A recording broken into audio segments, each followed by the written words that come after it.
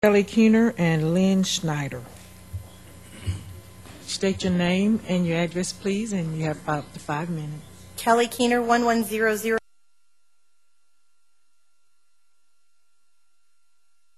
Crosswind Drive, 37934.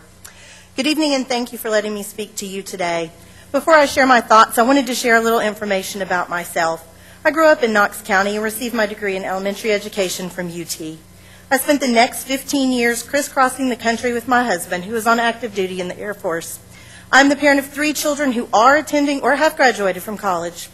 During our career in the military, I've taught in schools in Georgia, Wyoming, South Carolina, Nevada, and finally back here in Tennessee. In each of these states, I've been rated an excellent teacher. I've also been involved in 12 different parochial, public, and Department of Defense schools my own children have attended. It is safe to say I have seen the good, the bad, and the ugly. And right now, Knox County is a clear example of the ugly. When I left Nevada, I took a pay cut. In fact, this year marks the first year since arriving 7 years ago that my monthly check has been as much as it was when I left Nevada in 2007. This includes the fact that I was carrying our family's cost of health insurance, which I am not now.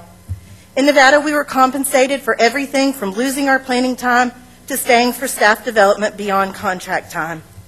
But to be very honest, there is not enough money in the world that would make me go back to teaching there.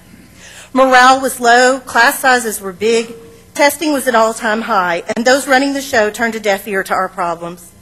I was considering a career change when arriving here, but by the beginning of August, I was itching to get back in the classroom. I was lucky enough to be hired in September back into a 3rd grade position. The first few years were great. I was in a great school with involved parents, a wonderful, helpful staff, an administration that had an open door policy. That, of course, has changed. The new evaluation system has brought about undue stress, competition between teammates, gossip over scores, fair or otherwise. Don't get me wrong, I don't mind being evaluated. I've been evaluated in 5 different states and mostly unannounced. That doesn't bother me. I don't want to be seen as a teacher who's whining about hard work either. For years I've taught and raised children while my husband has been deployed in the Middle East. With that in mind, I must say, I have never endured this kind of stress before. That aside, the reason I come before you today is to address the outrageous and developmentally inappropriate practice that was put into place last year by adding kindergarten students to the already unsound use of high-stakes standardized testing in primary grades. The SAT-10 is not even required by the state. My team was stunned upon checking our Tuesday take-home folders to find a letter to parents telling them that their child would be taking the SAT-10 attached with a practice book. We had not been notified by anyone in the district or building that we would be taking it. Teachers received incomplete practice materials, and soon the phone calls from parents began pouring in, and we were unable to adequately address their questions and concerns. Naturally, we concluded it was to provide data for evaluations. Had we been consulted, I know that sounds crazy to ask a trained professional educator who specialized in early childhood education and holds an additional license to teach just K what is appropriate. We could have shared the official position statement from the National Association for the Education of Young Children that states the use of high-stakes testing in children up to 3rd grade should be prohibited as it puts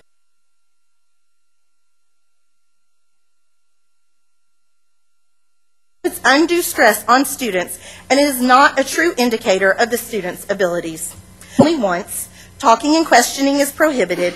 Track your way down a page and bubble, yes, bubble answers. Your fine motor skills are not even developed enough to fill in that bubble. I had 3rd graders that could not stay in the lines of a bubble. Why should we expect 5- and 6-year-olds to? We are asked the meaning of words you have not developed the vocabulary to understand. You're asked to decipher and answer questions about texts and are wrong because you do what all naturally egocentric young children do. You use what you know about the world around you. How can you choose the word radio when you have never seen a radio before? The torture continues as you have an unfamiliar teacher administer the test. How scary. As a result, children were throwing up and soiling themselves due to fear. In reality, that's child abuse. All of this to produce scores, not to measure my students' growth during the year that I taught them, but to compare their scores at the end of 1st grade. So, that puts us in a predicament.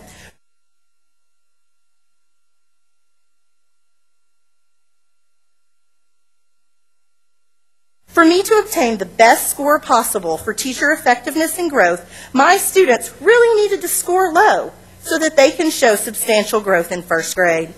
But good teachers don't think that way. We want the best for our kids.